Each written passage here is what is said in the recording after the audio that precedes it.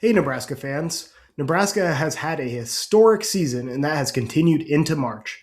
The best way to enjoy the Huskers' postseason run stress free is by contacting tax and business consultants. So while you're cheering for the Huskers to make some noise in the tournament, they've got your businesses back. With locations in Blair, Columbus, and Lyons, they've got you covered with expert tax planning, bookkeeping, and payroll services. Whether you're a small business owner or managing your personal taxes, let them take care of the numbers so you can focus on what really counts, like Nebraska's title chase. Visit www.taxandbusinessconsultants.com today and score a win for your financial future. Again, I hope we're giving a product out there that makes the fans proud, and that's what it's all about. We haven't won an NCAA tournament game here, and we're going to do everything we can to make sure we can get that done this year. Hi, everybody. I'm Kent Pavelka, voice of Husker basketball, and you are listening to the Scarlet Shootaround podcast. 4-seed Nebraska's dream season comes to a bittersweet end, falling to rival 9-seed Iowa in the Sweet 16, 77-71. Hello, everybody, and welcome into the season-ending episode of the Scarlet Shootaround podcast, presented, as always, by our title sponsor, Tax and Business Consultants. Make sure, now more than ever, with tax season right around the corner, to reach out to them at www.taxandbusinessconsultants.com. Mike, what a magical season for the Huskers. Very unfortunate with the situation of who they had to lose to end this season. Nebraska actually entered this game as a favorite, but as we've seen many times across many different athletics programs, Nebraska falls to Iowa in a very critical end-of-season matchup. Talking about it before the game, I think a lot of people felt very confident. Definitely was the Huskers' easiest route to hopefully move on in the tournament. Unfortunately, like you said, it had to be Iowa of all teams, and again, like you mentioned, it's not the first time the Huskers have had their hearts broken across many athletic events to lose their season finale to Iowa. Unfortunately, in this one, obviously in the NCAA tournament. So heartbreaking loss, but at the same time, we've slept on it for a couple of nights now, and you look back on the season and what it meant to the Husker basketball program, and you just couldn't be prouder about the guys and all the effort they put in. Blake, we're sitting here. I think this is, you just mentioned episode 36. All that is just like a little bullet point to show how special this season has been, how long we've been doing this year, because the team kept winning. And again, it's just credit to how special this team was, and couldn't be more proud of them.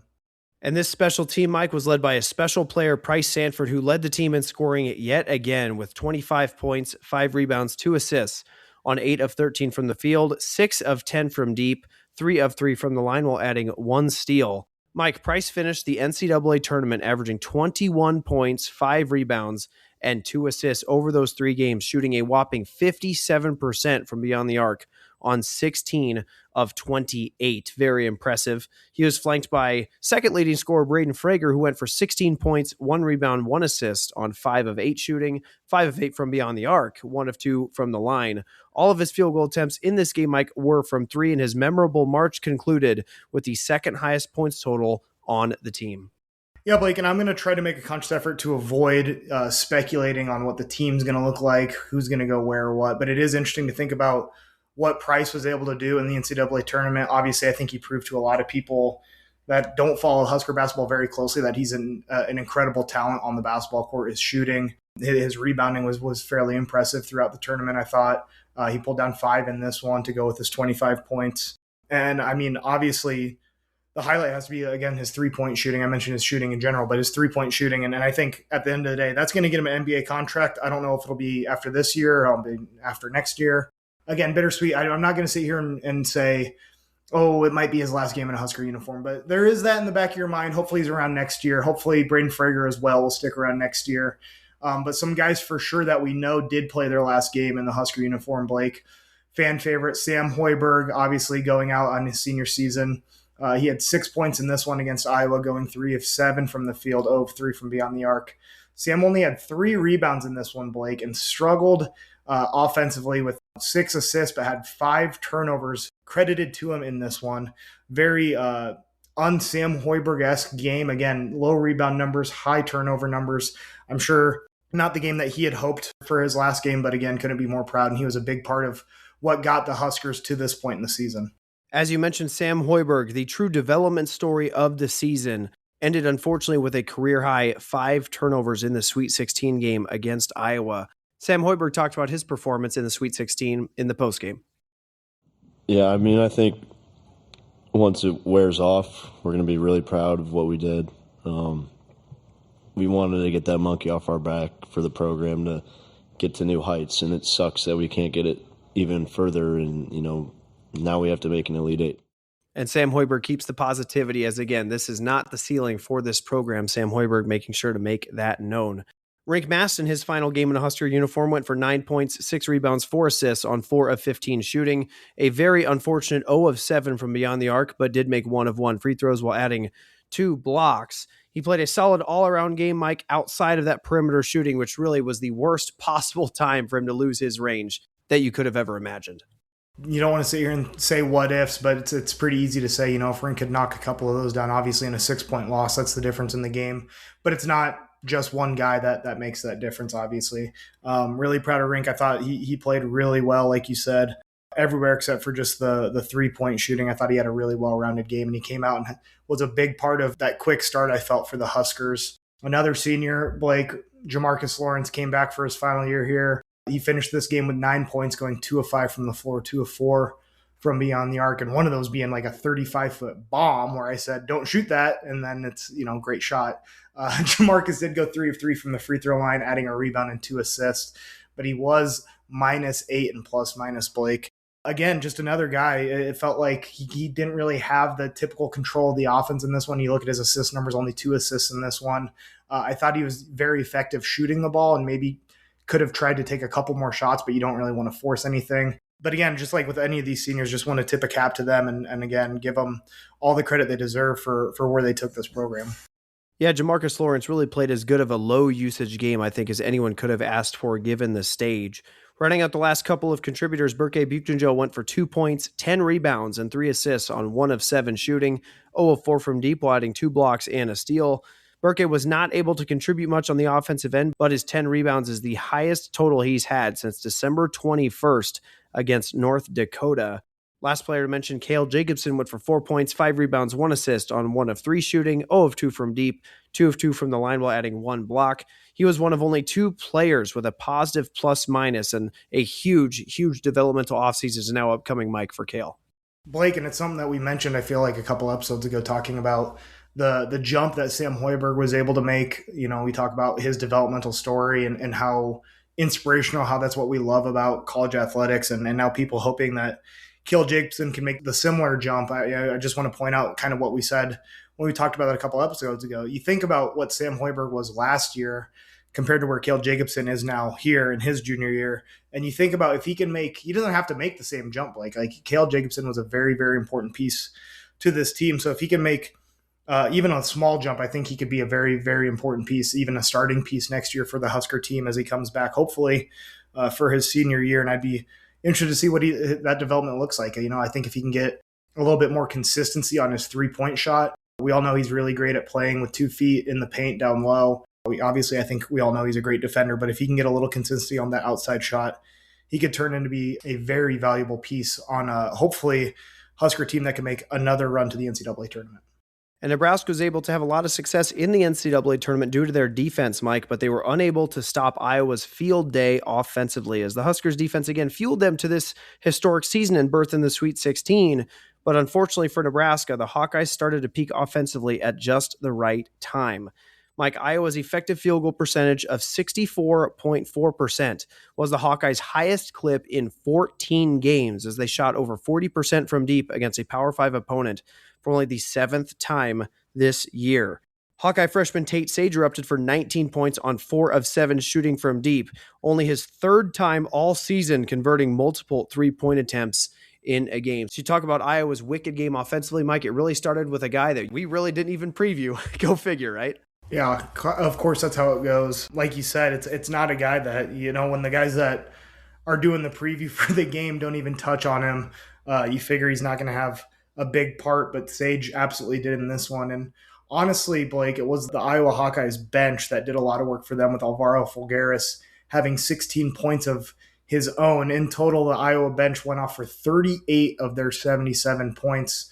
A lot of that, again, coming from Tate Sage and Fulgaris, who combined to go 6 of 10 from beyond the arc, Blake. Really some back-breaking threes in there, especially there in that second half. It seemed like any open look for the Iowa Hawkeyes from deep went in as they slowly clawed their way back and eventually took the lead there in the last handful of minutes. And as good as Iowa was offensively, Mike, it was an equally bad defensive showing from Nebraska. As yes, Iowa played well, and they may have unlocked the recipe to beating Nebraska's defense after seeing it 3 separate times this year. But as mentioned, Nebraska allowed an effective field goal percentage of 64.4%. That was the worst effective field goal percentage mark defensively of the season for Nebraska, even worse than the showing they had against Oklahoma, who scored 99 points against the Huskers in Sioux Falls. Not only did Iowa score efficiently, though, Mike, they never wasted possessions against a turnover-reliant Nebraska defense, as Iowa's turnover percentage of 8.3% was the lowest mark of any opponent this season against Nebraska. And I already touched on how important the bench points were for Iowa, but I think the real tale of the tape in this one, Blake, is the turnover numbers. The Huskers had 10 turnovers in this one. Iowa only had 5. But then you look at the points off turnovers. With those 5 takeaways the Huskers got, they converted that into 7 points, which if you are getting over a point, that's, pretty decent. Iowa turned the 10 Husker turnovers into 20 points, Blake. You talk about being efficient. It really doesn't get more efficient than that. And when you're going up against a team like Iowa that, again, plays so slow, if they're converting at that high of a clip, that's going to kill your chances because you just don't get enough possessions to build any buffer. Even when the Huskers were hitting their shots in the first half there, you think down to the end there, could have been a 6-point game, could have been a 3-point game at half, but the Huskers played, I think, one of their best offensive periods of the season there in the first half. They shot 57% from the field. They shot 50% from beyond the arc, made all 9 of their free throws, and after all that, only had a chance to be up 3 at halftime. Against a team like Iowa, like I said, that's going to limit possessions. That's just a backbreaker because if you're not defending at a high enough clip to build that buffer, they're just going to slowly claw back again as efficient as they are on the offensive end. And as you told the tale, it was really unfortunate for Nebraska as everything went wrong late. Nebraska had been the benefactor of a tighter whistle in the NCAA tournament, something that they hadn't had in Big Ten play. The Hawkeyes ranked 289th nationally in defensive free throw rate coming into this game, yet were called for only 7 fouls in the entirety of the game. Most importantly, only 1 foul in the second half. The Huskers, with a 5-point lead at the 12:38 mark, proceeded to go 2 of 14 from the field, from the 12:38 mark to the 58-second mark in the second half. Mike, that's only 7 points in nearly 12 minutes down the stretch of this game. And Nebraska gave up a critical and 1 dunk while down 3 in the final minute due to only having 4 players on the court, something that I've never seen, I'm sure you've never seen, and something really that I don't think is ever supposed to happen at the collegiate level. It's something that I know as a fan is going to be in the back of my mind for a while. I can't even imagine how the coaching staff and team in general feels about it. It's just really hard to, because it's coming off of a turnover. You should have all your ducks in a row.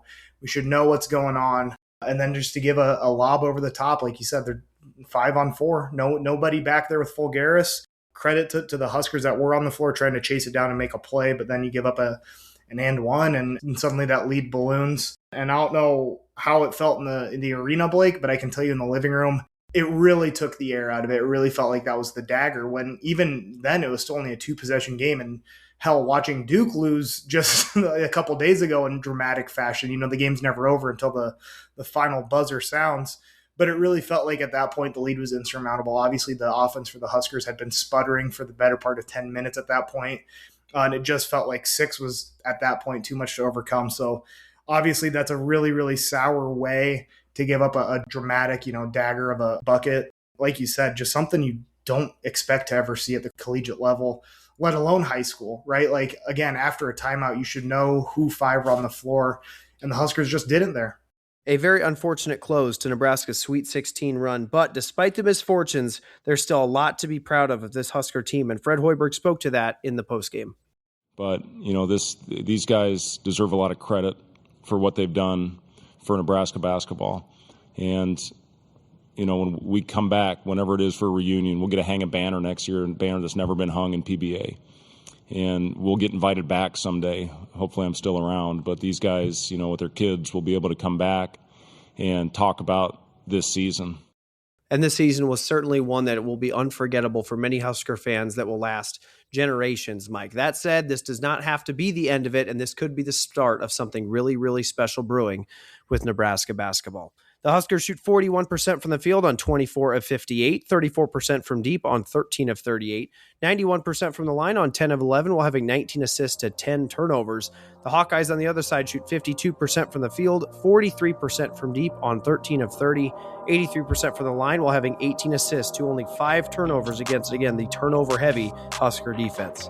Mike, there's a lot of somber tweets on the other side of the break that we're going to get to. There's also some celebratory tweets about what was a magical season. We'll cover it all here on the other side of the break.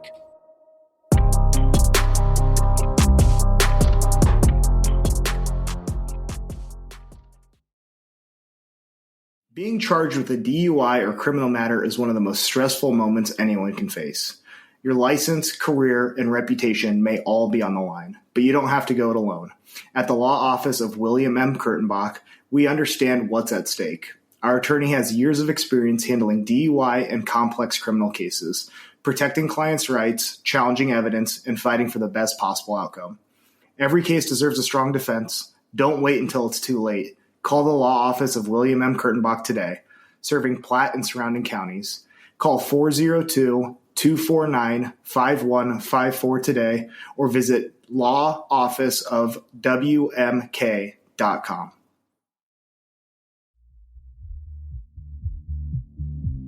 You are listening to the Scarlet Shootaround podcast. Welcome back into the Scarlet Shootaround podcast, presented as always by our title sponsor, Tax and Business Consultants. Make sure to visit them this upcoming tax season. Only about 2 weeks left to visit them and get this taken care of at www.taxandbusinessconsultants.com. This segment, though, Mike, sponsored by our friends over at the Law Office of WMK. And unfortunately for Nebraska, Mike, they were underrepresented on the court in the closing stretch of this game with only 4 players. If you end up being underrepresented on a court of law, don't make that mistake and talk to Bill and Grace at WMK. Yeah, as bad as being underrepresented on a basketball court is, as we all saw there in the final minute, I think there are other courts where that has a much more dire circumstances. Even though losing to your rival's bad, losing your job, losing your license, those things are even worse, Blake. And you're right. Reach out to William and Grace at the law office of WMK. Make sure you have the proper representation when you're in court. Thanks again to the Law Office of WMK. Make sure to visit them at lawofficeofwmk.com. Appreciate them sponsoring us all season long here at the Scarlet Shootaround. All right, Mike, let's get into it. Our favorite segment, we call it Let's Hear From You, where we share a tweet at the final buzzer of every game, asking Huskers fans what their thoughts were on each win and each loss. We pick our favorites, share them on the show, and we'll start today with Tyler Whirl, who says, I want to crawl in a hole and die. Hashtag GBR for life. 100% agreed in the moment. Dylan Gilming said, sad, confused, and frustrated. I wish we could have finished the game after such a great start.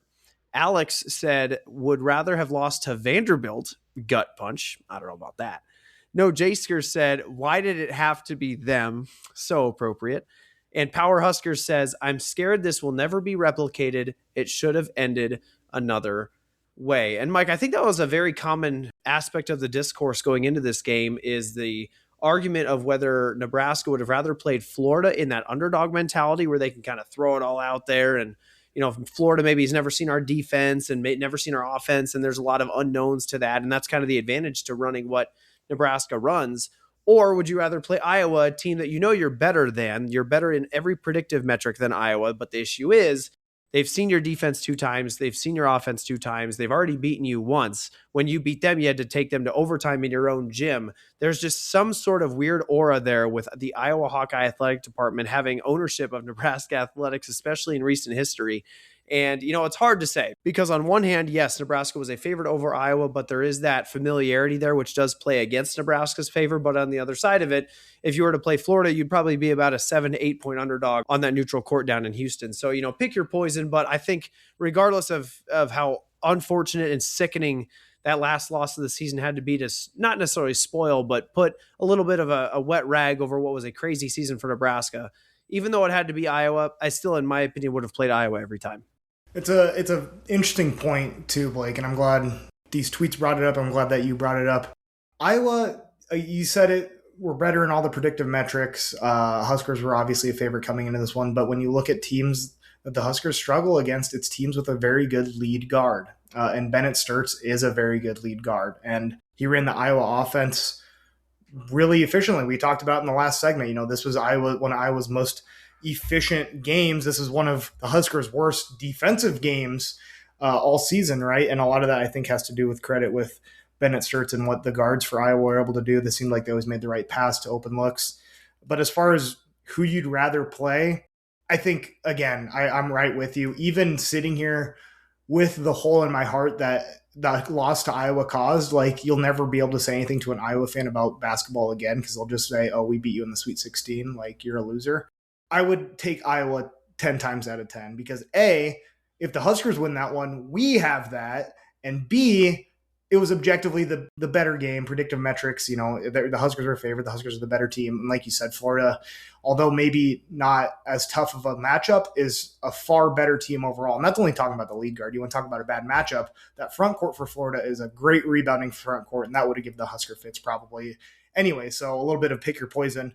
I think you're right, Blake. I agree with you. I would take Iowa 10 out of 10 times. Hopefully they get another chance some year to do this again in the Sweet 16. The odds that it's Iowa of all teams would be incredibly slim, but you never know. But again, hopefully the Huskers can find themselves, and this will be a more regular occurrence than first time ever, right? I think it has to be more regular than that if it ever happens again. So we'll see what the future brings for Husker basketball. Chris Beyer said, at least put 5 guys on the court when it matters. Cheese Runs Up Burner said, everyone's going to talk about the 4 guys, but the only guy who could stop Sturtz was Jacobson, and he got pulled when it mattered. Tim Marquez simply says, coaching. Patrick Schmidt says, didn't think Nebraska ball would have an Adrian Martinez late fourth quarter moment, but boy was I wrong, and it happened to our biggest rival. Not sure how that one will never not sting. And Stock Talk said, 4 guys on the court at the 58-second inbound play will forever sit in our heads as a Nebraska being Nebraska moment. Horrible way to end a historical season. On the other side of the coin, we will remember this run for the rest of our lives in a good way. GBR. And Blake, we already touched on it a bit in the previous segment, the 4 guys on the floor at the end of the game there. I mean, how do you even excuse that, really? Like, I know Tim Marquez simply said coaching. I don't want to say it's inexcusable, obviously the heat of the moment, but like you gotta have 5 guys on the floor there. All that to be said, great coaches can sometimes have a lapse. I don't know if it's Fred having a lapse. I don't know if it's the players having a lapse. I don't know who is supposed to be on the floor. I don't know if any of us will know that. It's just it's a really hard way to end, and I'm glad. Well, I guess I'm not glad, but I think it's an apt comparison that Patrick Schmidt said with maybe not Adrian Martinez, but just like the way Husker football. Again, this is a football state. Always has been, maybe always will be. We'll see. It seems like there's been a lot more interest in basketball than the spring game for once ever. But that's an apt comparison because it really just seemed like, and I think I even said this to a handful of friends, like this Iowa basketball game was every Nebraska-Iowa football game for the last 10 years. It was the same thing. You lead the whole time, you make a stupid mistake in the fourth quarter, and somehow they come back and they get the win at the last second. It's been last second field goals. It's been 4 guys on the floor for a 9-on-1 dunk. It's been thing after thing after thing with men's athletics with Iowa. Hopefully it'll end sometime. It just doesn't feel like it will ever, but that's also, forever is a long time and things change all the time. So who knows? But I do think this is one that's going to sit with the Husker fandom for a long time. Yeah, and I have a 2-pronged response to this section of tweets, Mike. Number one, first and foremost, the 4 guys on the floor. I'll take it a step further than you did. It's completely inexcusable. I don't know how that's possible with this level of player, with this level of coaching, with this level of stakes. I have no idea how in the world something like that happens. Fred wasn't even super clear in the postgame as to how it happened. He just said it was miscommunication. So like you said, we may never know the real answer to what went down in that whole farce of a situation, but it happened and you got to live with it. But I will add this, that the game did not come down to that moment, right? Nebraska went on a ridiculously long scoring drought of scoring 7 points in almost 12 minutes against a team that thrives on minimizing possessions. You just can't do that, right? Mast goes 0 for 7 from deep in a Sweet 16 game after really we thought he'd kind of found himself. He was shooting really well coming into this in the first weekend of the NCAA tournament. That can't happen. Sam Hoiberg goes for a career high 5 turnovers. That can't happen in the Sweet 16, right? So many different things came into this late collapse against Iowa that you can't just put it on that one moment. Did that one moment, was it the nail in the coffin? I tend to agree with Mike. That's kind of what took the air out of the ball. Everybody kind of felt defeated and knew the outcome at that point.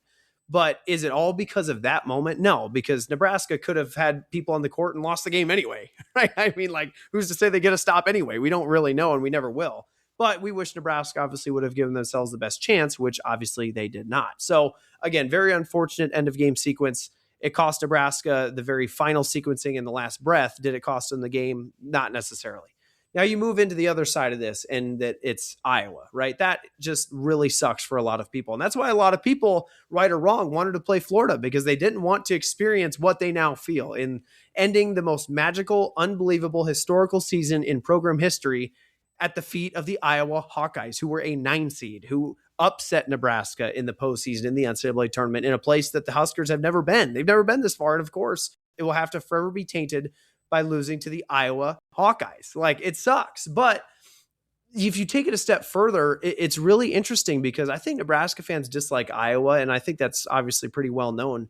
But even like Husker basketball fans, at least me personally, I hate Creighton far more than I hate Iowa as a diehard Nebraska basketball fan, right? Iowa is a pain in the butt. They're super annoying, but I will always dislike Creighton more when you're talking about the perspective of basketball. But the difference is Iowa cares more about Nebraska than they care about anybody else. And it's evidenced with how their fans act. It's evidenced with how their players act. We've seen field goal kickers go and like celebrate on the field after beating Nebraska. We've seen Cooper Koch waving goodbye to the Husker fans in the Sweet 16. Like, these people care. We've seen their fans chant F. Price Stanford in their own gym. They care so much about beating Nebraska basketball and football and wrestling and whatever you want to call it. It doesn't matter. They care so much about beating Nebraska that until Nebraska as an athletic department puts that same kind of effort into beating Iowa and focusing on how important that rivalry is to the health of the program, the health of the fan base, the health of, and maybe that's not real literal things, but for the psyche of fans,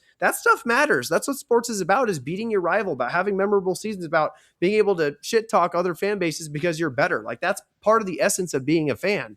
And until Nebraska treats Iowa the way that Iowa treats Nebraska, in the sense of how important that game and that rivalry is, you're probably going to continue to see a lot of the same results across all sports. Ty McMullen says, as rough of a finish to the game and shooting performance from Rink and Sam as could have happened, painful it had to end this way for them and against Iowa to boot.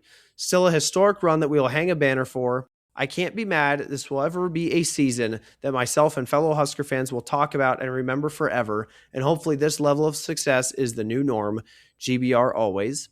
Big Red Mills 15 said the offense just wasn't versatile enough when it needed to be. You don't want to sneeze at a really successful season, yet the fact remains that we lost to a 9 seed, and that 9 seed was stinking Iowa. Hopefully we'll have guards next year that are more of a scoring threat. Kyle Johnston says, scoring droughts. That's all I have to say. Offense was one-dimensional through Price. And Trent Peterson said, all-time brutal finish from one of my favorite Huskers. Rink started the game so well, only to go 0 of 7 from 3. He, Sam, and Kale being unable to make wide-open shots was too much to overcome. I'm sick. And Mike, it really is the age-old tale of you live by the 3 and you die by the 3. And Nebraska, in essence, really didn't shoot horribly from 3, actually, as a team, as they ended up shooting 34% from beyond the arc, which isn't horrible. But, as a team that's going to live and die by that number, you certainly would like to see it higher. That said, if you would have told me Nebraska scored 71 points against Iowa in regulation, I probably would have thought that they won the game. The unfortunate thing is again, even though, you look at Mast 0 for 7, you look at Kale's unfortunate offensive game, you look at Burke only putting up 2 points. Now, Mast, obviously 0 of 7 is far beyond expectation of what you would have thought coming in, but I think this falls more on the Husker defense, Mike, unable to get a stop. And truthfully, I was at the game. I had a great seat. You have to give a lot of credit to Iowa. When you play this defense for the third time, you kind of know how to attack it. You know where their weak spots are. You know where their weak players are, maybe on a more granular, identification. It's just a simple matter of Iowa played better on offense than Nebraska did on defense. And that ended up deciding the game, as unfortunate it is for Husker fans. And Mike, how ironic is it that the strongest facet of this Husker team is really what let them down at the end of the season, that sent them out of the NCAA tournament? I mean, I don't know if it's ironic or if that's how it was always going to be, right? Like, this team was living through their defense, right? So the first time the defense faltered a bit, offense wasn't good enough to make up that gap. And I do agree with you, the fact that they scored 71. again, I think that's typically enough to beat a team like Iowa. Again, they limit possessions. Seeing how the Husker defense had performed through the first 2 games of the NCAA tournament, the fact that they'd played Iowa twice already, you say that Iowa's offense has a good idea how to attack the Husker defense. Well, the Husker defense should have a pretty good idea how to defend Iowa on the offensive end going the other way, right? So it is hard still, though. You're not going to change your base defensive fundamentals in a week of prep to face an offense that you've seen twice. You're still going to do the basic things that you do and hopefully do them at a high level. But I agree with you, Blake. I think more than anything, I know obviously this section kind of about Rink and his poor shooting, but he said the Huskers as a team didn't shoot poorly. Really, it was Price Sanford and Braden Frager shot well. You look at Burke, 0 of 4 from 3. Rink, obviously, we talked about 0 for 7. Sam, 0 for 3. Jamarcus was 2 for 4, and then Kale was 0 for 2. Like, anybody not named Sanford, Jamarcus Lawrence, or Braden Frager didn't make a 3, and that's hard to do. I mean, obviously, that's 3 guys, but when you're playing 7, like, you need some contribution from the other guys, and obviously a lot of that is expected to be from Rink, but we saw it throughout the season. It was Cale Jacobson hitting timely threes. It was Sam Hoiberg suddenly becoming a 40% three-point shooter, albeit on low volume, but he was hitting them. Burke was due for positive regression the entire season because he hadn't shot well the whole season, and maybe he wasn't due for positive regression then, but he was able to contribute some shooting and some scoring occasionally. I mean, hell, he had a triple-double this year. He's got to score at least 10 for that. You can't just pin this one all on Mast. I do agree with you. I think the defense needed to play better, and as a team, they needed to shoot better. Again, I think you look at the team numbers, a lot of that is crowded by the fact that Price Sanford went 6 of 10 from beyond the arc, and Braden Frager went 5 of 8. Like, they're carrying their water. It just needed to be a little bit more of a team effort. And again, coming into the NCAA tournament, that's something that we kind of pointed out. This team had gotten a little one-dimensional. A lot of it ran through Price. We'd hoped that we'd see more from Frager. We did, I think, in the NCAA tournament. I think he got back to what we thought he could be. But even then, if you only have 2 guys that are hitting shots, it's going to be a long day at the office, especially when you're in the Sweet 16. There's a lot of really good teams left if you're in the Sweet 16, and you got to play your best basketball this season if you want to move on. And in this one, I don't think the Huskers did. Brooklyn Brandstetter said, "We had a great season, and I will forever remember and talk about the games in OKC. But tonight, my heart is shattered for the team, for Fred, and especially the seniors. Still haven't grasped that's the last time I'll ever watch Sam. GBR forever." Phoenix said, "Amazing season by an incredible team and coach. Sad to lose our seniors, but so excited for who we'll have next year. This team came such a long way. Don't get crabby because they only made history 3 or 4 times this season. We have so much to be proud of. GBR." Husker Hoop fan said, "I love this effing team. I love this effing team." Dan Holden said, "Best season ever. Still hurts like hell to end this way. So proud of this team and thankful for Sammy, Rink, Jamarcus, Jared, and the rest of the boys for being passionate on the court. You filled the success void that we've missed. Thank you." Jacob Haight said, "Very Nebraska way to lose a game after battling the whole time. We had plenty of chances to capitalize on Iowa's rare mistakes, and we handed the ball right back to them. Love this team and going to miss all these seniors. What a sour taste in the mouth to end it on. GBR forever." And Spargo fan said, "I'm crying, man. I'll never get to see Sam, J-Law, or Rink in a Nebraska jersey again. I know Sam didn't want his last game to look like this. I'm going to miss them so much. I love them all." And it really is emotional. Obviously, you get upset about the loss, as I think is normal, but then that sadness about losing quickly transforms into sadness about realizing it's the last time we're going to see this version of Nebraska basketball on the court. And we were lucky to do it for a lot of games, 35 of them throughout the season, Blake, 28 of them being wins, which is an incredible mark. And it really is just very sad to realize that, yeah, for those seniors, that is the last time we're going to see those guys. Again, I'm not going to try to speculate about who's going to be back next year, what the roster is going to look like, especially with the transfer portal. So we'll get a good idea of that in a couple of months. But right now, you, like I said, in the last segment, for sure who won't be back, and that's all these seniors. And again, thank them so much for what they meant to this program, starting with, Sam and the guys that have been around for a long, long time to go through some of those awful seasons. And you think of guys like Jamarcus and Rink and their ability to push them to the tournament in 2024, obviously losing in the first round there. But I think that gave this team a lot of experience, those guys a lot of experience. which I think paid off dividends here in the 2026 tournament. So without those guys and all the work they put in, again, it's a question of where would Nebraska basketball be? But the good thing, Blake, is we don't have to ask those questions because they came back. Specifically, Jamarcus came back. Obviously, Rink came back from injury. They developed in Sam. We had guys in Kendall Blue and Jared Garcia come in and contribute again. You may not see them on the court all the time, but it does take an entire team to make a season like this happen. That goes for the guys that are on the bench and don't get that many minutes in live game time, but they're just as an important piece of the team, especially when it comes to practice and simulating, giving guys looks. So I want to give a shout out to them too for choosing to come and play and be a part of this team. And they'll be part of Nebraska history forever. This whole team is, and just very thankful for these seniors. And like I said, just sad that it is the last time, but it is a bittersweet sadness because they were able to make history on their way out. And Mike, I think you can undoubtedly say that this is the most impactful senior class that Nebraska basketball has ever had. And the cool part is they all have their own individualistic stories, right? You start up top with Sam Hoiberg, the fan favorite, coach's kid, honorable mention All-State kid from Lincoln Pius that decides to walk on to Nebraska, ends up being the starting point guard for the most memorable and historical season in program history over his 5 years.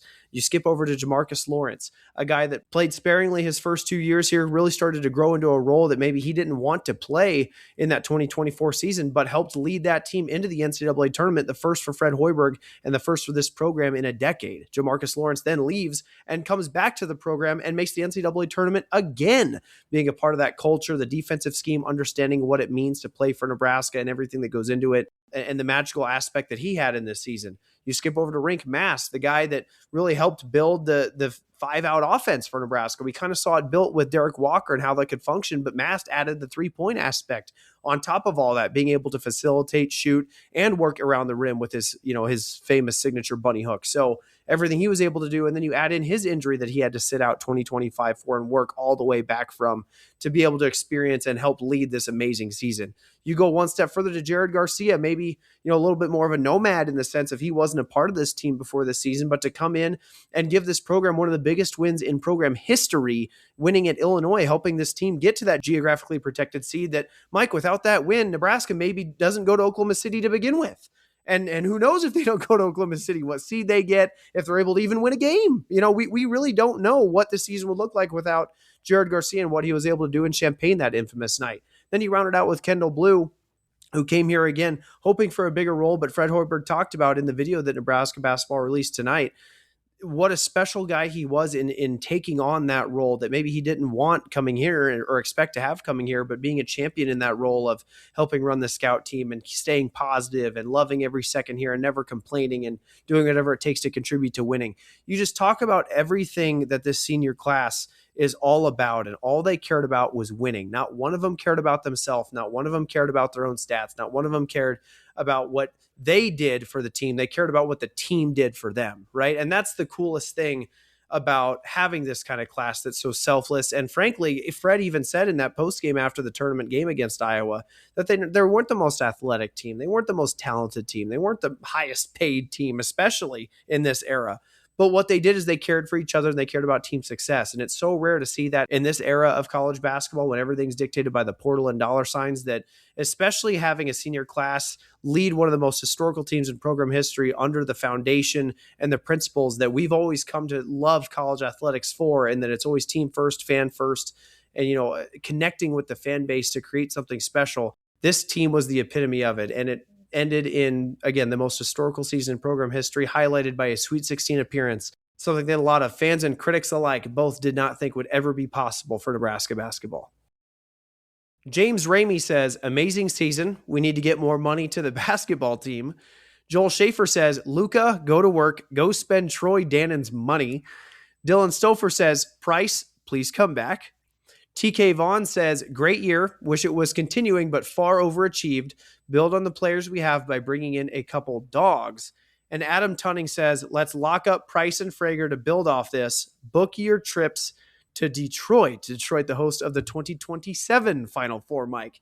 And you have to say, and I don't want to talk too much about the money aspect of it because we can't ever really confirm or deny anything anyway, but with Nebraska's success, we've had Troy Dannon say on the record that the financial support of this team, however that may look, whether it's the TV money, whether it's NIL money, whether it's sponsorship, whatever it is, Fred Hoiberg is going to have a bigger pot to work with than the what was reported $4.5 million that this roster was worth. So does that mean it's $5.5 million? Does that mean it's $6 million? Does it mean it's $7 million? Nobody really knows what that true number is.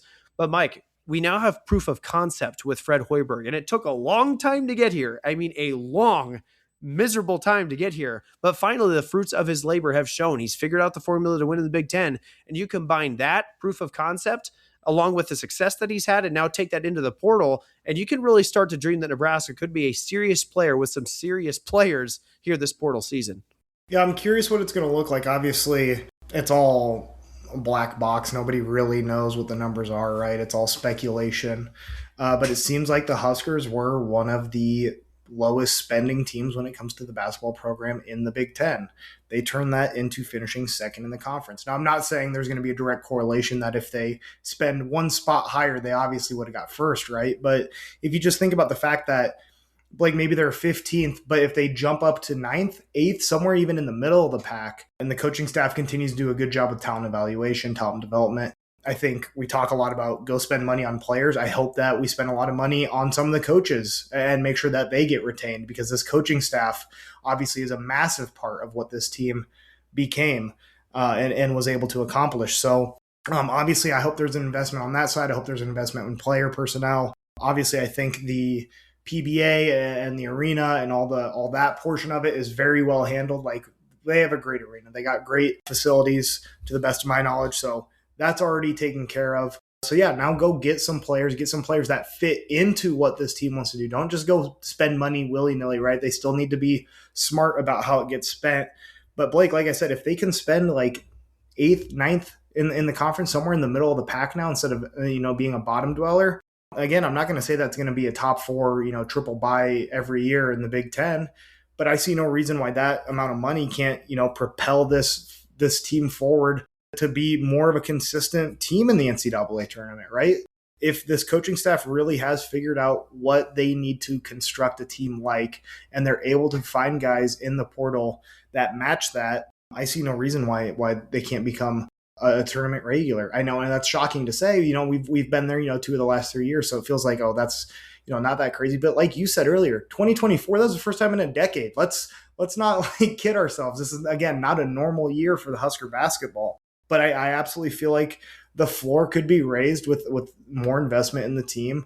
And that's kind of a positive feedback loop. You get more eyes on it. Obviously, you saw the massive amounts of fan support that made their way to Oklahoma City, that made their way to Houston.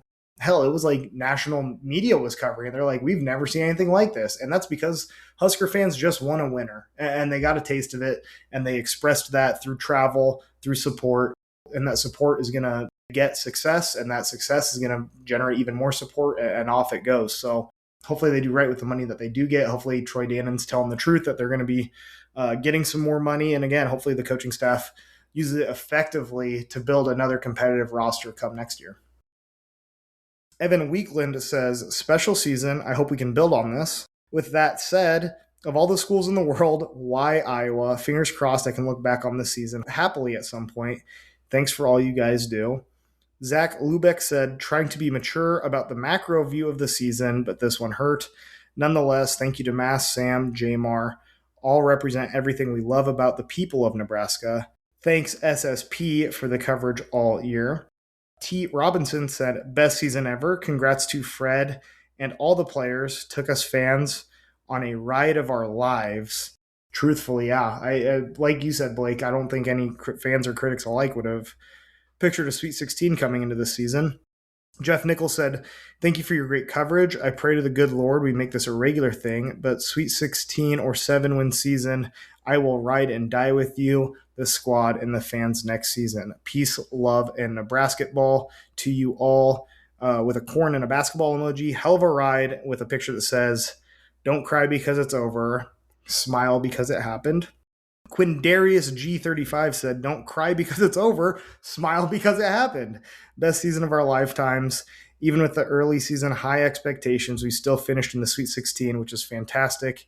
Anybody complaining will change their tune. Brett Kramer said, "Thank you guys for all the coverage this year. Listen to every episode. You guys do a great job. What a great season. Unfortunately, it had to come to an end, and unfortunately, it was against Iowa. Just couldn't get much going down the stretch when it mattered most." Husker Hoops 402 said, "Hell of a season. I'll never forget this team. Sucks the way it ended, but this year could make generational gains for the program.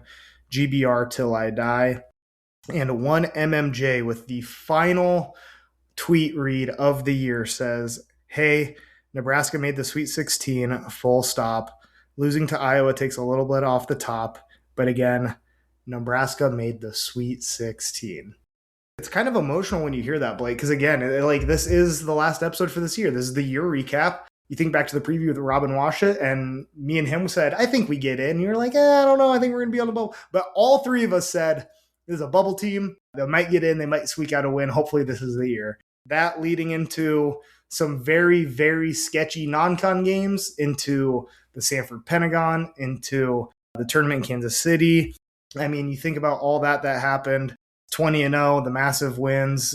Think about, we beat Illinois, and then joking around, if we get to Minnesota 19-0, but first we got to beat Ohio State and Indiana on the road. So let's be realistic. And then that happens, and then you're down big to Minnesota, and then they come back and win that one, and suddenly you're 20-0 and highest ranking ever, top 5, and fighting hard in that Michigan game, like every step of the process, the slide to end the season, right? When it really wasn't as bad as we all thought, but we just weren't used to losing because we hadn't done it a lot this year. It's been an incredible ride. So thankful to be able to cover this team. So thankful for you, to my best bud, to do it with. It's just crazy because again, no one expected it. And people can poo-poo, maybe it was a lucky Sweet 16. It sucks that we lost to Iowa. Teams, programs everywhere hang banners for Sweet 16s. It is not easy to make it out of the first weekend of the NCAA tournament. That is an accomplishment no matter who you are, no matter what program you are. And like Fred said in his quote, they're going to hang a banner for something, a new banner that's never been put up anywhere Nebraska basketball has played before. And it's going to go up. And it's going to hang up there forever. This team has absolutely cemented themselves in Nebraska basketball, Nebraska athletics history. And I think at the end of the day, that's all you can ask for as a player. And I know myself and a ton of fans included, we're never going to forget this team. And yes, it sucks they lost to Iowa, but hell, even in a year, we might be looking back on this fondly and say, damn, remember that run they made, how great that was. So yeah, we say it all the time, Blake, enjoy it while you're on the ride, because it's going to end. Every team's season ends eventually. Unfortunately, this one ends here in the Sweet 16. But what a ride, and couldn't ask for a better one. The best sports stories are always the ones you never see coming. And how fun and how lucky are we that we got to cover the beat of the most crazy, historical, memorable, unbelievable Husker basketball season that has ever happened in the history of the program. I mean, are you kidding me?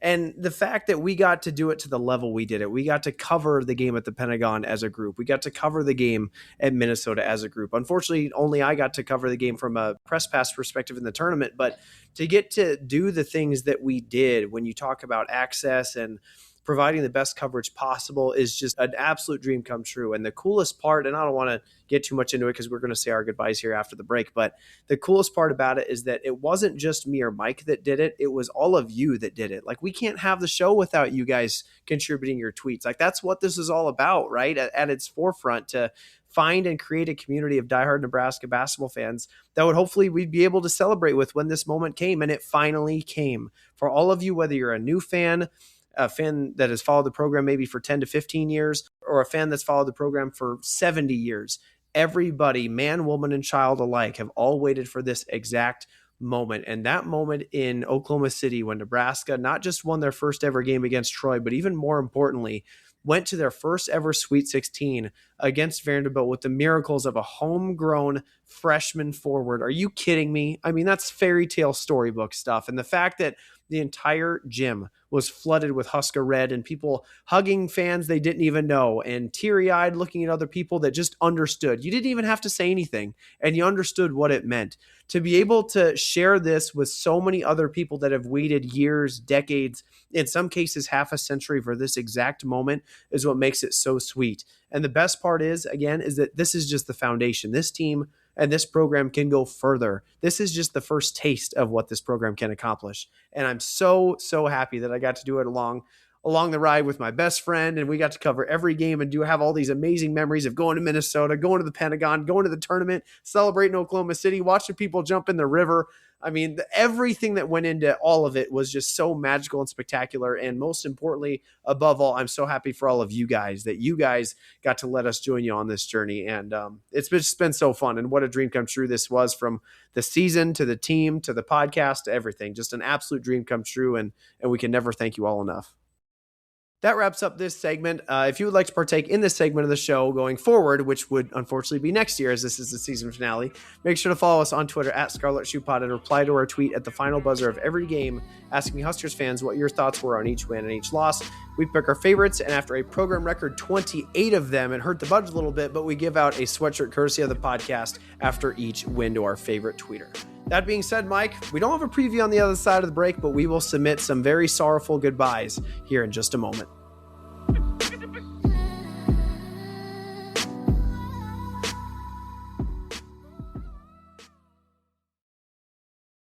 If you're all in on Nebraska sports, you've got to check out 2cmerch.com. They've got Nebraska-themed apparel for all sports with design rooted in heritage, deep meaning, and true fans in mind. Whether it's game day or you're showing your loyalty year-round, 2C Merch has you covered, so make sure to visit them at twocmerch.com, because great fans deserve great shirts. If you or someone you love has been hiding their smile, struggling with dentures, or putting off dental implants because of cost, this one's for you. Main Street Dental in El Dorado, Kansas, just outside of Wichita, is offering exclusive discounts for Nebraska ball fans, and they're even willing to help cover a hotel stay, despite being about 4 hours away. Dr. Nolan Andrews and his team are considered one of the top full arch implant centers in the region, specializing in full arch, all on X, and single dental implants. If you've been saying someday, or you know a family member or friend struggling to smile or eat, tell them to call Main Street Dental at 316-321-4222 and ask about the Nebraska ball fan implant program.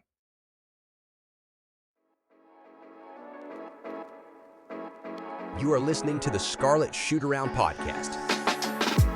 Welcome back into the Scarlet Shootaround podcast, presented as always by our title sponsor, Tax and Business Consultants. Make sure to visit them this tax season at www.taxandbusinessconsultants.com. This segment, though, Mike, sponsored by our friends over at 2C Merch, who create a bunch of custom Husker apparel. Unfortunately, basketball season is now over, but I'm sure there's some stuff on there to celebrate how magical this season was. Or if you're heading into baseball season, they're off to a great start too. Go get some baseball merch on there as well. Football is right around the corner. You can get outfitted for any athletic team that you want for Nebraska by visiting them at www.2cmerch.com. Also want to throw a quick shout out to our friend Nolan Andrews at Main Street Dental in El Dorado, Kansas, who sponsored the show here about halfway through down the closing stretch of it. If you need any dental works, they specialize in dental implants. If you or your family want to head down to El Dorado, Kansas, reach out to Nolan again at Main Street Dental at 316-321-4222.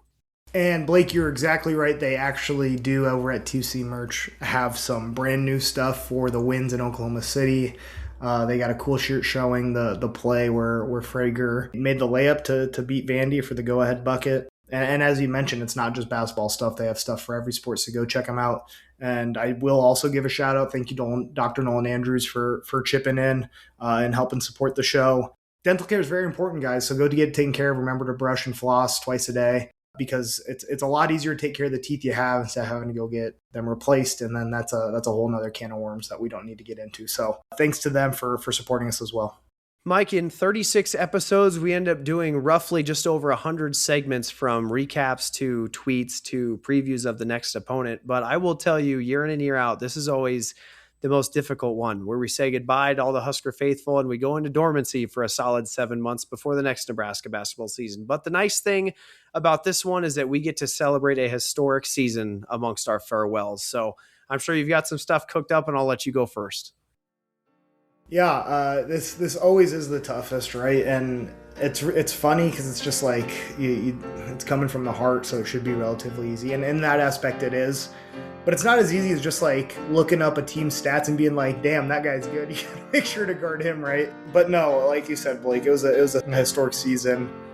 Feel very blessed to have covered it, and something I kind of touched on there with the last segment of tweets. But I just want to say it again: very blessed to cover it. Very blessed to do it with my best friend.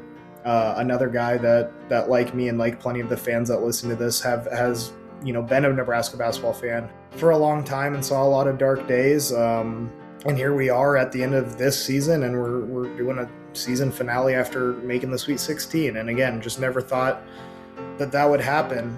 Blessed to have the fan base that we do. Like Blake said, and kind of his last thing about those tweets, we couldn't be doing what we're doing. I mean, we started with the hope of getting 5 or 10 listeners, right? And like maybe we'll get a couple hundred people on Twitter that are just like getting rage baited by us or something, right? But no, it's like breaking news, insights into the game. We got a listener base, got fans. It's something that I may have said, I can't remember, after the Vandy game, had people come up to us in OKC and say, "Oh, like, listen to you guys all the time. It's nice to put a face to the voice." But it's also nice, at least I'll speak for myself, very nice to put a face to like the fan base and know like these are real people that follow us. It's very special. To parlay that into kind of another point I want to make, I really feel like the floor's been raised. Again, maybe this isn't an every year tournament team. I would love for it to be, but again, maybe it's 2 or 3 times in a 5-year stretch, Blake, instead of waiting a decade, which is really cool. And then the last thing, obviously, I touched on the fan support for us and the fan support for the team, and just how that can be a little bit of a positive feedback loop, like I said, in raising the floor, and hopefully, as the Husker basketball program hopefully grows here going forward with the added support from the athletic department, we can get new fans in, because it's such a strange feeling to be able to say it's really fun to be a Nebraska basketball fan, because again, this was historically the worst power program team in the country, but America loves an underdog, right? And I think Nebraskans are no different. I think Nebraskans love, in general, hardworking teams that fight for everything you earn, and they reflected Nebraska in a way that I don't think we've seen a lot of teams do. So just really, really blessed to, like I said, to be able to cover that and touch on all those points. Only one team wins the national title at the end of the day. Only one team in the NCAA tournament doesn't go out on a loss. And so Huskers shouldn't be ashamed in that aspect. It's real tough because you don't want it to end, but I know the second I go on mute here, that's kind of it. And like you said, we're going to go on hibernation. Obviously, there's portal stuff. The next one we do is probably going to be roster preview. And that's a whole new team at that point. So those are my thoughts. Curious to hear your outro and how you're feeling about this season and all that. What a magical season it was, Mike. Being picked 14th in the Big Ten to the program's first ever top 5 ranking, first ever 20-0 start, and not only winning their first ever NCAA tournament game, but reaching their first ever Sweet 16. This is a ride unlike any other as a fan, and the fact that we got to celebrate it with all of you every step of the way is really what makes it so special for us. Mike and I began this hoping to find a community of Nebraska basketball fans that would bleed for a winner. We expected, like Mike said, maybe a few hundred at most, people that maybe would even rage bait us if maybe the Huskers weren't doing so good. But we could have never predicted that it would have gotten to this level, and it means the absolute world to us that so many of you spend an hour or two every week following the program with us. It truly is humbling beyond belief. So to all of you listeners, thank you so much from the bottom of our hearts for listening, for tweeting, and truly, most importantly, for loving this program and never giving up on its potential, because you were rewarded in the most beautiful way this year. And we're so glad you let us join you in that celebration. Stick around for our end of season audio montage, but for now, we close the most unforgettable and memorable chapter of Nebraska. For myself, Blake, and co-host Mike, forever and always, go Big Red. Go Big Red, baby.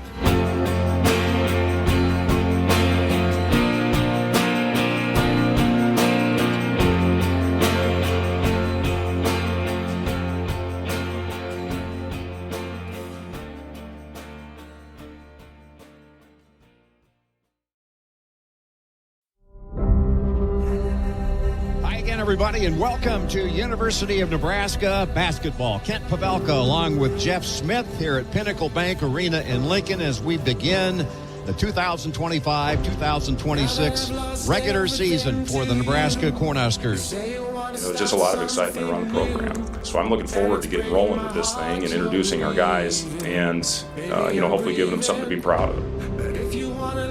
Crowd has witnessed a remarkable basketball victory for their Cornhuskers.